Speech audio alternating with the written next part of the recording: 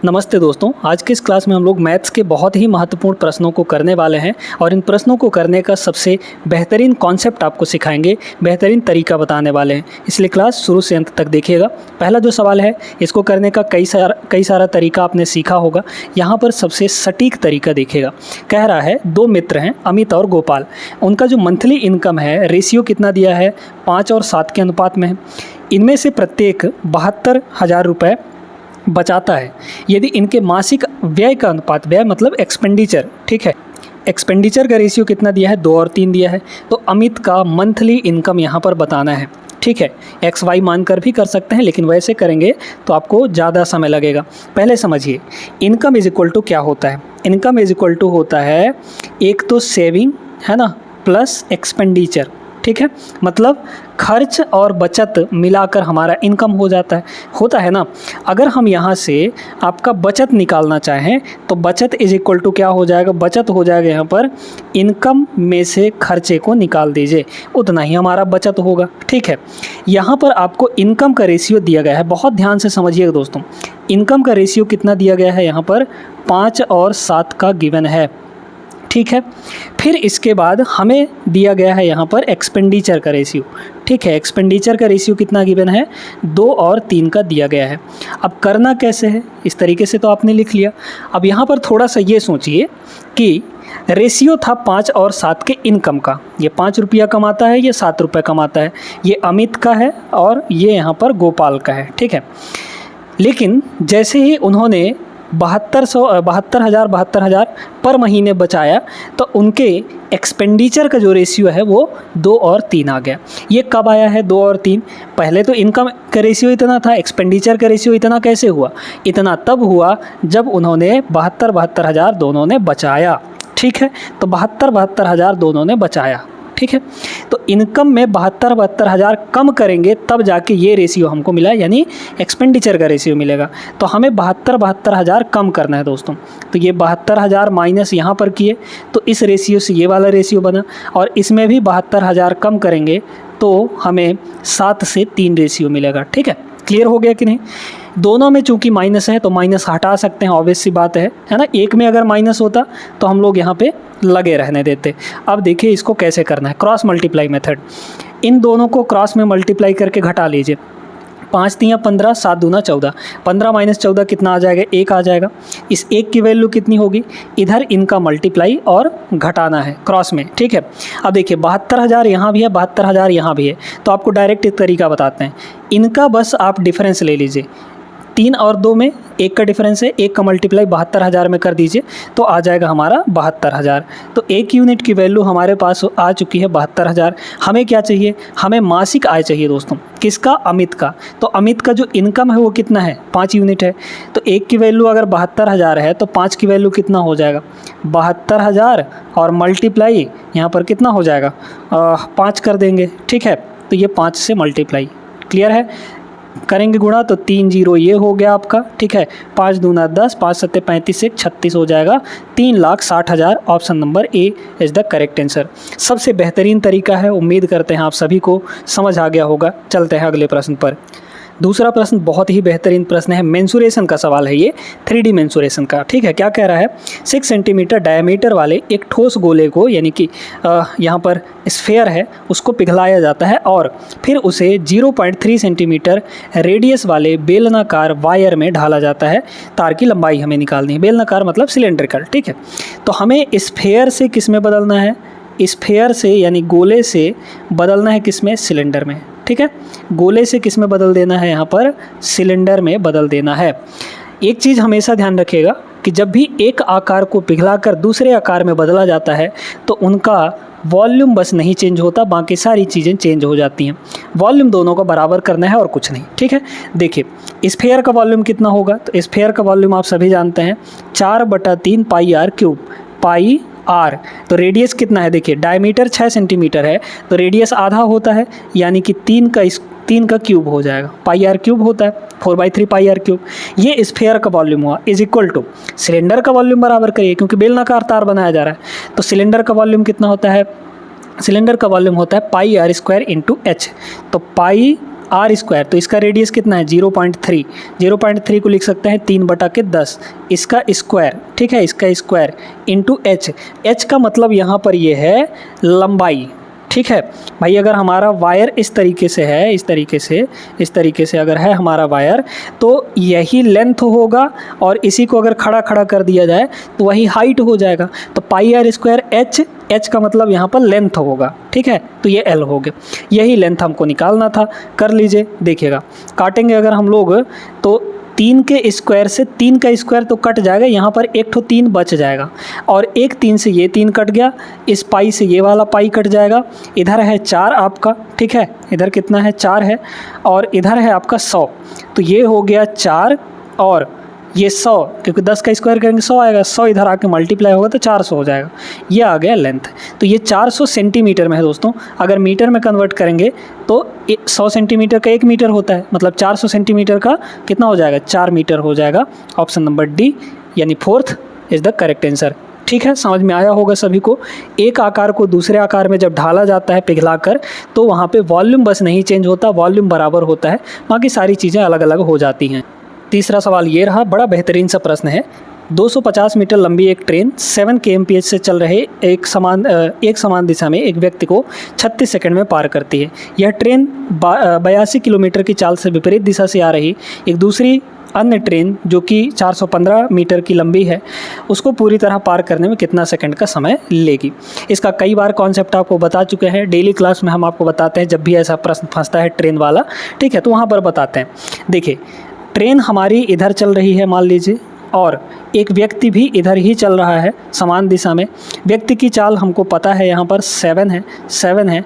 हमें इस ट्रेन की चाल नहीं पता है, तो इसको मान लीजिए x। किसी व्यक्ति को ये पार कर रही है, इसका मतलब अपनी लंबाई के बराबर ही डिस्टेंस कवर करेगी, ठीक है। तो अब देखिए यहाँ पर स्पीड इज इक्वल टू क्या होगा, सेम डायरेक्शन में चल रहे हैं तो स्पीड आपका माइनस हो जाएगा, ठीक है। स्पीड क्या होगा, माइनस हो जाएगा, है ना, x - 7 हो जाएगा, दोनों का रिलेटिव स्पीड ले रहे हैं। स्पीड इक्वल टू होता है डिस्टेंस अपॉन टाइम। डिस्टेंस कितना है 250 मीटर, क्योंकि व्यक्ति को पार कर रही है तो अपनी लंबाई के बराबर ही दूरी तय करेगी। ट्रेन की लंबाई कितनी है 250 मीटर, तो 250 मीटर हो गया ये, डिवाइड बाई टाइम कितने सेकंड में पार कर रही है 36 सेकंड में।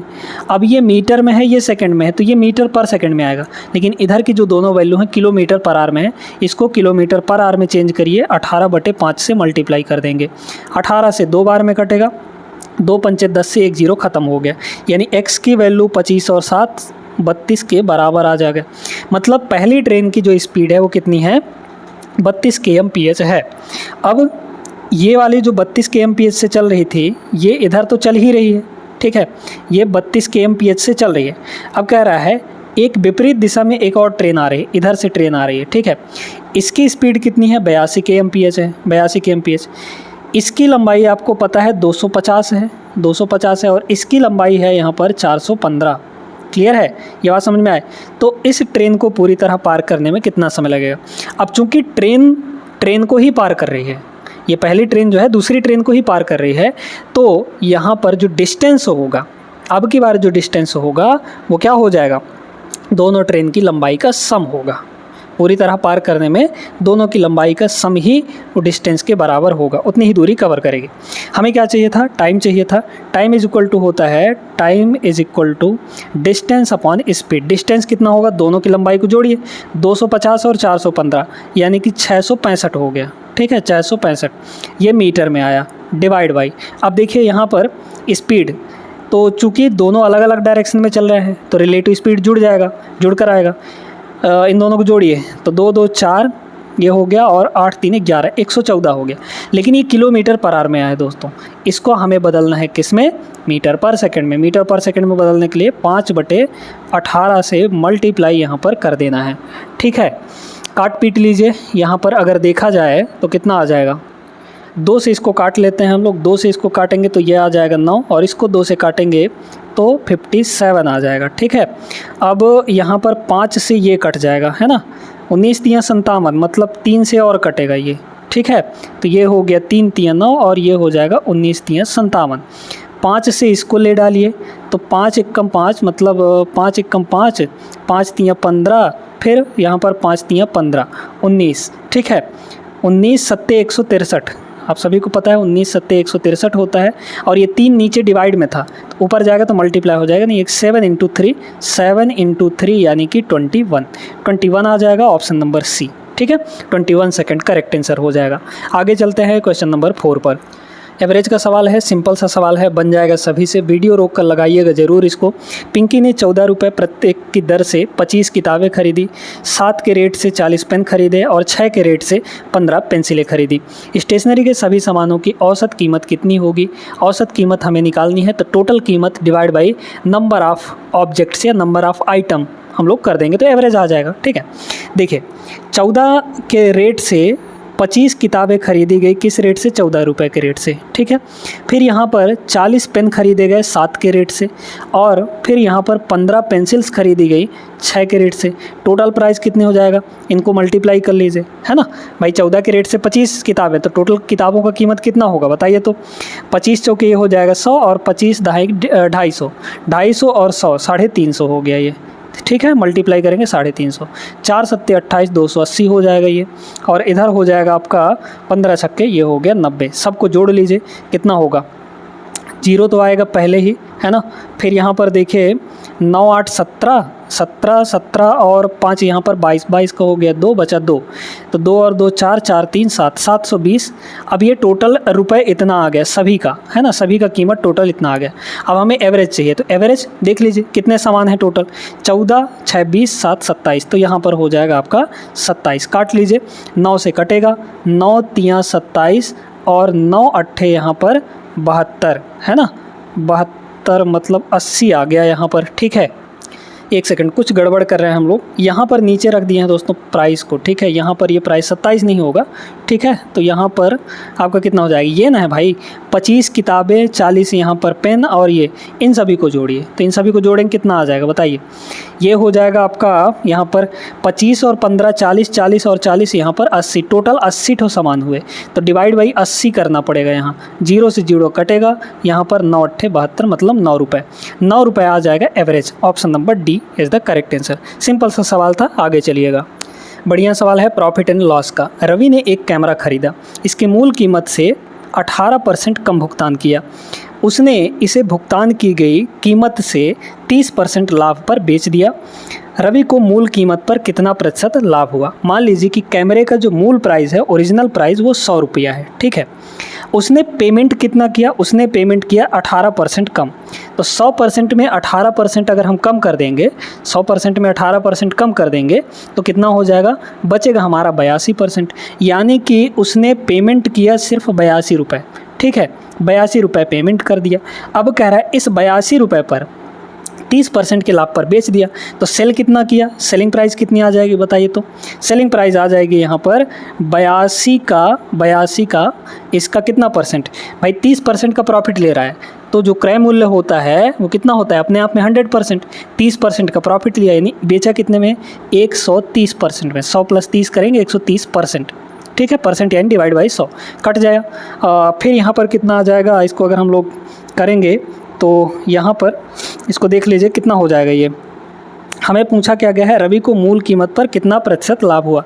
मूल कीमत पर यानी 100 पर बोला गया है। इसको काटिए पहले, सीधे सीधे इसको मल्टीप्लाई कर दीजिए, तो 13 दूना 26 का 6 और 13 अट्ठे 104, 104 और 2, 104 और 2 यानी कि 106 आ जाएगा। तो यहाँ पर 106 और डिवाइड में 10 है, तो यहाँ पर पॉइंट लग जाएगा, यानी कि इतना आ गया, मतलब इतने रुपए में वो यहाँ पर बेच दिया। तो 100 का सामान था, ओरिजिनल कीमत 106.6 रुपये में बेच रहा है, यानी कितने का प्रॉफिट कमा रहा है? 6.6 रुपये का प्रॉफिट कमा रहा है। किस पर? 100 पर, है ना, क्योंकि ओरिजिनल कीमत 100 थी। परसेंट में चेंज करना है तो 100% से मल्टीप्लाई कर लीजिए, तो ये 100 से 100 कट जाएगा, 6.6% आ जाएगा। Option number 4। वैसे भी आप समझ सकते हैं यहाँ पर कि 100 पर ही ये इतना ज़्यादा है, मतलब 6.6 ज़्यादा है, 100 पर ही इतना ज़्यादा है, इसका मतलब वही परसेंटेज होगा, तो 6.6 ही परसेंटेज आ जाता। समझ में आया कि नहीं? आगे चलिएगा, देखते हैं ये वाला सवाल। पाइप एंड सिस्टर्न का है। एक पाइप एक टंकी को 6 घंटे में भर सकता है, दूसरा पाइप भरी हुई टंकी को खाली कर सकता है 30 घंटे में।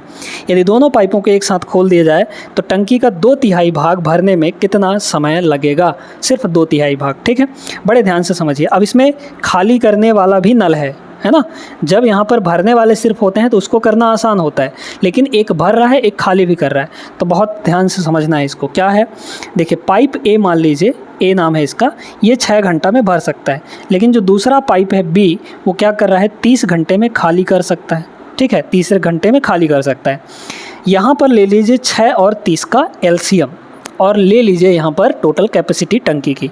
6 और 30 का एलसीएम तो 30 आएगा। 30 ये जो है ये टोटल कैपेसिटी है, मान लीजिए 30 लीटर। ठीक है, इस 30 लीटर को ये भर रहा है 6 घंटे में, मतलब 1 घंटे में कितना भरेगा, इफ़िशियंसी निकाल लीजिए। तो 30/6 यानी कि 5 हो गया, है ना। 5 लीटर भरेगा 1 घंटे में, तो 6 घंटे में कुल मिलाकर 30 लीटर भर देगा। ये 30 लीटर खाली कर रहा है दोस्तों, 30 घंटे में खाली कर रहा है। तो इस 30 लीटर को 30 घंटे में खाली कर रहा है, इसका मतलब 1 घंटे में कितना खाली कर रहा है, 30/30 कर देंगे तो यहाँ पर कितना आ जाएगा 1। लेकिन ये खाली कर रहा है तो इसकी इफ़िशियंसी नेगेटिव, जो खाली करने वाला का होता है पाइप, यानी कि जो नेगेटिव काम कर रहा होता है उसकी इफ़िशियंसी नेगेटिव लेनी है। हमेशा इसको गांठ बांध लीजिए, कई बार बताया है। हर एक जब भी time and pipe and system का सवाल आता है तब हम आपको बताते हैं। ठीक है, तो जहाँ खाली करने वाला होता है उसकी इफ़िशियंसी नेगेटिव लिया जाता है। क्लियर है। अब कह रहा है दोनों को एक साथ खोल दिया जाए, दोनों को एक साथ खोल दीजिए। एक साथ खोलने का मतलब है कि दोनों एक साथ काम करेंगे। अब ये 1 घंटे में 5 भरेगा तो ये 1 घंटे में खाली कर देगा 1, यानी कि दोनों मिलकर कितना काम करेंगे, 5 - 1 यानी कि 4 यूनिट। भाई ये 5 भरेगा तो ये खाली कर देगा, यानी कि ओवरऑल 4 ही ना भराया 1 घंटे में। हमें क्या बोला है, 2/3 भाग को भरना है। टोटल कैपेसिटी 30 लीटर था, इसका 2/3 भरना है। 2/3 यानी इतना, यानी कि कितना आ गया यहाँ पर 20 लीटर। हमें 20 लीटर को भरना है। इस 20 लीटर को भरना है और 1 घंटे में दोनों मिलकर सिर्फ 4 यूनिट भर पा रहे हैं, तो डिवाइड बाई 4 करेंगे तो यहाँ पर टाइम आ जाएगा कि कितना टाइम लगेगा, सीधे सीधे 5 घंटे। 5 घंटे इज़ द करेक्ट आंसर। कितना टाइम लगेगा, 5 घंटे। ऑप्शन नंबर डी होगा। समझ में आया ना सभी को। आगे चलते हैं। अगला सवाल देखिए दोस्तों, ये बड़ा तगड़ा सवाल है, इसको बड़े ध्यान से आपको समझना पड़ेगा। प्रेम ने रिया को 20% प्रॉफिट पर एक वस्तु को बेच दिया। रिया ने उस वस्तु को वापस प्रेम को 20% की हानि पर बेच दिया। इस लेन देन में क्या हुआ होगा, किसको क्या हुआ होगा, बड़े ध्यान से समझना है आपको। देखिए यहाँ पर प्रेम है, ठीक है, और यहाँ पर लिख लीजिए रिया, बड़े ध्यान से, ठीक ना। यहाँ पर दोनों के लिए CP और SP होगा, CP और यहाँ पर SP, यहाँ पर भी CP और SP, क्योंकि ये भी बेच रहा है और ये भी खरीद कर फिर से बेच रही है, तो CP SP दोनों के लिए होगा। ध्यान से समझना। मान लीजिए कि प्रेम के पास जो वस्तु था वो 100 रुपये का था। कितने का था, 100 रुपये का था प्रेम के पास जो वस्तु थी। उसने क्या किया कि 20% का प्रॉफिट लिया और बेच दिया। तो सेलिंग प्राइस कितनी बनेगी, 100 + 20 यानी कि 20% का प्रॉफिट लेगा, तो 100 + 20 120 रुपये में बेचा। मतलब प्रेम के लिए विक्रय मूल्य कितना हो गया, 120 रुपये। तो जितने में ये बेच रहा है रिया उतने में ही खरीद ले रही है, तो रिया के लिए ये जो 120 है ये कॉस्ट प्राइस बनेगा कि नहीं। अब रिया ने क्या किया कि रिया ने 20% का लॉस सहा और पुनः प्रेम को बेच दिया। तो रिया के लिए जो सेलिंग प्राइस बनेगा वो कितना बनेगा, इसका 20% निकालिए, 120 का 20% यानी 1/5 कितना आ जाएगा यहाँ पर, ये हो जाएगा 24, है ना, 24। मतलब 24 रुपये उसने हानि सहा, 24 रुपये उसने हानि सहा। तो 120 का ख़रीदा था उसने, 24 रुपये का हानि, 24 रुपये हानि, 120 में 24 घटा दीजिए, 96 आ जाएगा। यानी कि उसने बेचा 96 में, रिया ने 96 में बेचा। तो जितने में रिया ने बेचा होगा प्रेम ने वापस ख़रीद लिया उतने में। तो प्रेम के लिए जो रिया का सेलिंग प्राइस है वो प्रेम के लिए कॉस्ट प्राइस बनेगा, यानी कि 96 रुपये कॉस्ट प्राइस हो गया प्रेम का। अब देखिए प्रेम को यहाँ पर प्रॉफिट हो रहा है, सीधे सीधे दिख रहा है, सीधे सीधे यहाँ पर प्रेम को प्रॉफिट होता दिख रहा है, क्योंकि उसको पड़ा सामान कितने का, 96 का, लेकिन वो बेच रहा है 120 रुपये का। तो कितने रुपए का प्रॉफिट हो गया उसको, 24 का प्रॉफिट हो गया, है ना। 96 का खरीद पड़ा और 120 में बेचा था उसने, तो कितने का पड़ा, 24 का प्रॉफिट। किस पर, CP यानी कि 96 पर। तो ये कितना आ जाएगा, ये आ जाएगा 24 × 24, 24 × 4 = 96, 1/4। 1/4 का मतलब होता है 25%। 25% का प्रॉफिट होगा प्रेम को। ऑप्शन नंबर 3 यहाँ पर करेक्ट आंसर हो जाएगा। यहाँ पर एक चीज़ और देख सकते हैं कि रिया को क्या प्रॉफिट हो रहा है, नहीं हो रहा है, क्योंकि उसने ख़रीदा 120 का, बेच दिया इतने में, तो 20% का यहाँ पर खुद यहाँ पर बताया है कि रिया को 20% का हानि हो रहा है, तो पहला ऑप्शन तो नहीं होगा। रिया इनक्योर्स अ लॉस ऑफ 12%, गलत बात है, 20% का हुआ उसको loss. Prem makes a profit of 12%, गलत बात है, 25% का हुआ, तो ये भी आंसर नहीं होगा। Third option is the correct answer. बहुत बढ़िया सवाल था, ये सोचने वाला सवाल था, ठीक है ना। आगे चल, अगला सवाल यहाँ पर देखते हैं। ये कंपाउंड इंटरेस्ट का सवाल है। 4800 रुपये की राशि वार्षिक रूप से चक्रवृद्धि होने वाली कितनी ब्याज दर पर, यानी इंटरेस्ट रेट निकालना है, 2 साल में यहाँ पर 5043 रुपये हो जाएगी। फार्मूला लगाइए, बहुत जल्दी आंसर आ जाएगा दोस्तों। फार्मूला क्या होता है, amount is equal to principal 1 + R/100 और पावर यहाँ पर n का मतलब यहाँ पर टाइम होता है, ठीक है। ये फार्मूला लगाना है। तो अमाउंट कितना है यहाँ पर, अमाउंट देख लीजिए कितना हो जा रहा है, 2 साल में 5043 हो जा रहा है, ठीक है, 5043। इस P को इधर ले आएंगे तो डिवाइड हो जाएगा, और P की वैल्यू है कितनी यहाँ पर, 4800 रुपये है, ये हो गया, ठीक है। अब देखिए यहाँ पर ये पावर में 2 होगा, क्योंकि भाई ऐसे होगा ना, 1 प्लस रेट हमें नहीं पता, 1 + R/100 और पावर यहाँ पर टाइम 2 साल है, तो ये 2 हो जाएगा। इधर का स्क्वायर हटा के इधर स्क्वायर रूट लगा लीजिए, है ना। तो डायरेक्टली हम लोग यहाँ पर कर लेंगे, ठीक है। डायरेक्ट हम लोग करेंगे तो स्क्वायर रूट इधर लग जाएगा, बस। इसको थोड़ा काट लीजिए तब जाके स्क्वायर रूट निकलेगा, ऐसे नहीं। 3 से अगर हम काटेंगे इसको, 3 से इसको काटिए तो नीचे क्या बनेगा आपका, 16 × 3 = 48, यानी 1600 बन जाएगा। और ऊपर 3 से काटेंगे तो 16 × 3 = 48 बचा 2, तो 24 हो गया, और 3 × 8 = 24, ठीक है। फिर 3 × 1 = 3, ये हो गया। 3 से दोनों को काट दिए, इज इक्वल टू यहाँ पर है 1 + R/100, ठीक है। क्लियर है। अब इसको देखिए, ये है हमारा 1600, यानी कि 16 का वर्गमूल 4 और 2 0 का वर्गमूल 1 0, 40 हो गया। इसका वर्गमूल क्या होगा, क्योंकि ये भी एक परफेक्ट स्क्वायर बनेगा। कैसे, देखिए 81 किसका वर्गमूल होता है, 81 किसका वर्ग आता है लास्ट में, 9 का, है ना। तो जो हमारा आंसर होगा वो 50 - 9 या फिर 50 + 9 होगा। 50 + 9 करेंगे तो 59 आ जाएगा। 59 जो है वो 2500 से ज़्यादा ही आएगा, जबकि ये हमारा 1600 है। मतलब 50 - 9, 50 - 9 करेंगे तो 41, यानी इसका जो वर्गमूल होगा 41 आएगा। इस एक को इधर लाइए तो -1 हो जाएगा, इज इक्वल टू यहाँ पर हो गया R/100। क्लियर है। 40 × 40, 41 में से 40 गया तो 1 आ जाएगा, मतलब ये हो गया 1/4। तो R/100 की वैल्यू 1/4 हो गया। 4 से इसको काटेंगे तो 1 सेकंड, 1/40, 0 से 0 कट जाएगा, ये 10 उधर चला जाएगा। तो R की वैल्यू जो है 10/4 यानी 5/2, और 5/2 कितना होता है, 2.5 हो जाता है। क्लियर है सभी को। Option number 2 is the correct answer. आगे चलते हैं प्रश्न नंबर 9 पर। ये जो सवाल है बहुत इंटरेस्टिंग सा सवाल है, एकदम छोटा सा सवाल है लेकिन इंटरेस्टिंग है। ये कौन सा क्वेश्चन है दोस्तों, यहाँ पर 10th क्वेश्चन है, ठीक है ना। क्या कह रहा है, पहले 111 प्रथम यानी फर्स्ट 111 इवन नंबर्स का एवरेज हमें चाहिए, ठीक है। पहले अगर हम आपसे कहें कि पहली 3 सम संख्याएँ कौन कौन सी होंगी, तो पहली 3 सम संख्याएँ यहाँ पर 2, 4 और 6, ठीक है। अगर हम 3 सम संख्या कह रहे हैं तो हम उसके डबल तक पहुंच रहे हैं। अगर हम कहें कि 4 सम संख्याएं तो यहाँ पर 8 तक जाएंगे, है ना। यानी कि अगर हम कह रहे हैं कि पहले 111 सम संख्याएं हैं तो हम 2 से लेकर कहाँ तक जाएंगे, इसके डबल तक जाएंगे। यानी 111 का डबल कितना होगा, 222 हो जाएगा। अब ये हमारा एक सीरीज़ बन गया, एक AP बन गया, एरिथमेटिक प्रोग्रेशन बन गया। कैसे, सभी के बीच में देखिए गैप 2-2 का है कि नहीं। तो जब गैप 2-2 का है तो यहाँ पर शुरू का वैल्यू पता है, लास्ट का वैल्यू पता है, इनका हम लोग एवरेज बड़ी आसानी से निकाल लेते हैं। जब भी आपको AP दिखे दोस्तों, AP दिखे अरिथमेटिक प्रोग्रेशन यानी समांतर श्रेणी दिखे, तो क्या करिए, एवरेज निकालने के लिए डायरेक्टली आपको शुरू और लास्ट वाले को जोड़ देना है, डिवाइड बाई 2 कर देना है, ठीक है। 2 और 222 को जोड़ेंगे तो 224 आ जाएगा। 224 को 2 से डिवाइड कर दीजिए, यानी 112 आ जाएगा, 112 इसका राइट आंसर ऑप्शन नंबर 2 होगा।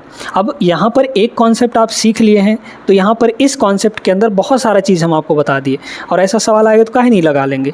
आपको मेन ज़रूरी है कॉन्सेप्ट सीखना, ये नहीं कि ट्रिक के पीछे भागते रहें, हर एक क्वेश्चन का ट्रिक सीखें तो यादें ना रहे, है ना, एग्ज़ाम में याद ही ना है तो फिर क्या करेंगे आप लोग, है ना। कॉन्सेप्ट सीखे रहेंगे तो एक कॉन्सेप्ट कई सारे सवालों में लग जाता है, तो वहाँ से आप लोग अच्छे से अपना स्कोर बढ़ा सकते हैं।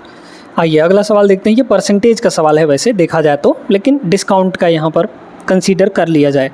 एक थोक व्यापारी होलसेलर जो है 25,000 का माल खरीदता है, निर्माता उसे 10% की व्यापार छूट और 5% की अतिरिक्त योजना छूट प्रदान करता है। 2 डिस्काउंट देता है यहाँ पर। दोनों डिस्काउंट के बाद उसका जो नेट प्राइस है वो कितना बनेगा, ठीक है। 25,000 का माल खरीदा, लेकिन उसमें कुछ डिस्काउंट मिला 10,000 और 10% और 5% का। ये दोनों सक्सेसिव होंगे दोस्तों, 10% और 5%। ये नहीं कि टोटल आप जोड़ दें यहाँ पर 10% और 5% 15% हो जाए, नहीं, ऐसा नहीं करना है, ठीक है। तो इस तरीके से आपको नहीं करना है।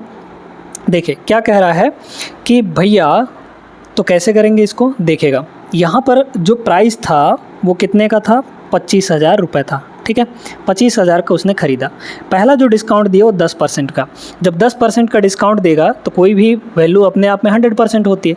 10% डिस्काउंट देगा तो बचेगा कितना, वो 90% का, यानी 90 बटा यहाँ पर 100 हो गया। फिर दूसरा डिस्काउंट 5% का, तो 5% का डिस्काउंट यानी बचेगा सामान कितने का, 95% का, है ना। 100 में से 5 घटा देंगे, 95% आ जाएगा। इसको कैलकुलेट करना है। देखिए 2 जीरो, मतलब नीचे टोटल 4 जीरो हुए तो ऊपर भी 4 जीरो हैं, 3 जीरो यहाँ से, 1 जीरो यहाँ से। अब हमें यहाँ पर मल्टीप्लाई करना है दोस्तों, लेकिन मल्टीप्लाई करने से अच्छा है आप यहाँ पर डिजिटल सम लगा लीजिए, है ना, आ जाएगा आंसर। डीएस देखिए आपके ऑप्शन का डीएस क्या अलग अलग है या सेम है। अगर हम सभी में डीएस देखें, हमें ये आंसर नहीं पता होता है, यहाँ पे तो टिक किया गया है, ये आंसर है। डीएस अगर निकालें तो कितना होगा, 6 और 3 9, ठीक है। यहाँ पर 3 2 5, ठीक है, 9 आ जाएगा यहाँ पर, तो 8 आ जाएगा, इसका भी 8 आ जाएगा यार, मतलब अलग अलग आएगा, ठीक है। इसलिए मल्टीप्लाई ही हमारा बेहतर होगा। मल्टीप्लाई अगर हम लोग करेंगे यहाँ पर, तो इसको एक काम करिए, यहाँ पर 25 गुणे 9 पहले कर देते हैं। 25 नहीं हो, कितना हो जाएगा, 225, है ना। तो ये हो गया आपका 225, और इस 95 को लिख सकते हैं 100 माइनस 5, ठीक है, ऐसे लिख सकते हैं। तो ये हो गया आपका यहाँ पर 22,500 माइनस, इसमें इसको मल्टीप्लाई कर दीजिए तो कितना हो जाएगा, ये हो जाएगा 5 इतना ना, 5 5 25, 5 दूना 10, 2 12, यहाँ पर फिर 1 बचा और 5 दूना 10 और 10 और 1 11, 1125 हो गया। 1125 इसमें से घटा लीजिए। तो देखिए पहले देखेंगे अगर, तो ये 400 है ना, ये 500 है। इस 500 में 25 को घटाइए, 125 को डायरेक्टली घटाइए। तो अगर हम देखें तो ये हो गया आपका 100 में से 25 गया 75, ठीक है। यहाँ बचा 4, तो 4 में 1 गया 3 हो गया 375, और ये हो जाएगा आपका 21, है ना, 22 में से 1 गया 21, तो 21,375 ऑप्शन नंबर ए हो जाएगा। समझ में आया। तो यहाँ पे तरीका भी आपको बता दिए हैं। अगले क्वेश्चन पर चलिएगा। ये जो सवाल है दोस्तों बहुत बेहतरीन सवाल है।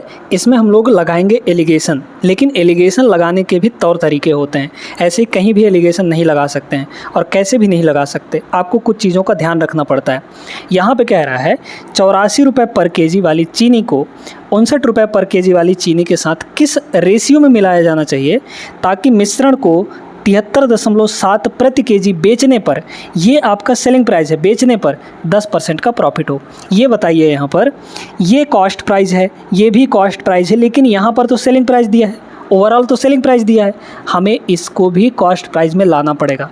जो मिश्रण है उसका भी कॉस्ट प्राइस चाहिए हमें, तब जाके यहाँ पर एलिगेशन लगा सकते हैं। मतलब तीनों एक ही क्वांटिटी होनी चाहिए। सेलिंग प्राइस है तो सेलिंग प्राइस, कॉस्ट प्राइस है तो कॉस्ट प्राइस भी होनी चाहिए।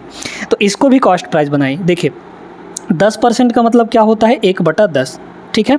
तो 10 पर 1 की प्रॉफिट लिया, यानी 11 में बेचेगा, तो ये विक्रय मूल्य है। विक्रय मूल्य की वैल्यू एक्चुअली दी कितनी गई है यहाँ पर, 73.7, है ना, 73 यहाँ पर 7।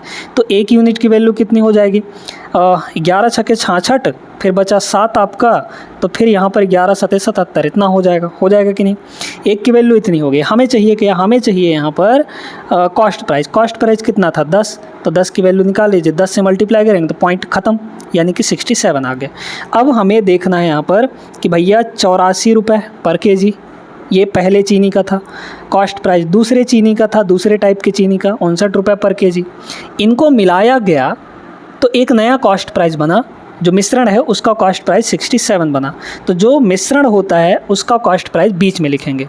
अब सीधे सीधे यहाँ पर हमको ले लेना है डिफरेंस क्रॉस में, इन दोनों का डिफरेंस ऐसे, इसमें से इसको घटाइए, 14 में से 7 गया ये हो जाएगा 7, और यहाँ बचा कितना 7, 7 में से 1 गया ये हो जाएगा, सॉरी 6 गया 1 बचेगा, ये हो गया। और इधर देख लीजिए तो 59 7 8 8 बचेगा, इन दोनों का डिफरेंस कितना आएगा 8 आएगा, ये रेशियो आ जाएगा। तो ये जो रेशियो आता है ये क्वांटिटी का रेशियो आता है, किसका रेशियो आता है क्वांटिटी का, 8 और 17 ऑप्शन नंबर सेकंड आ जाएगा। ऐसे ही न रख देना है, ये यहाँ पर 73.7 यहाँ पर बीच में मत रख दीजिए, गलत हो जाएगा, क्योंकि ये कॉस्ट प्राइस है ना, सॉरी सेलिंग प्राइस है, ये बेचने पर इतना बोल रहा है, हमें कॉस्ट प्राइस चाहिए होगा, क्योंकि ये दोनों कॉस्ट प्राइस हैं। समझ में आया कि नहीं? तो आई होप दोस्तों आज के इस क्लास में जितने भी प्रश्न आपको करवाए गए हैं बहुत महत्वपूर्ण है ये आपके रेलवे के एग्ज़ाम के लिए। इसी टाइप के प्रश्न आपको देखने को मिलेंगे एनटीपीसी में भी, ग्रुप डी में भी। तो इन जो हम डेली क्लासेस आपको करवाते हैं इन क्लासेस को स्किप नहीं करना है, डेली आप लोग देखिए, बहुत ज़्यादा हेल्प होने वाला है यहाँ से। मिलते हैं अगले क्लास में, तब तक के लिए जय हिंद।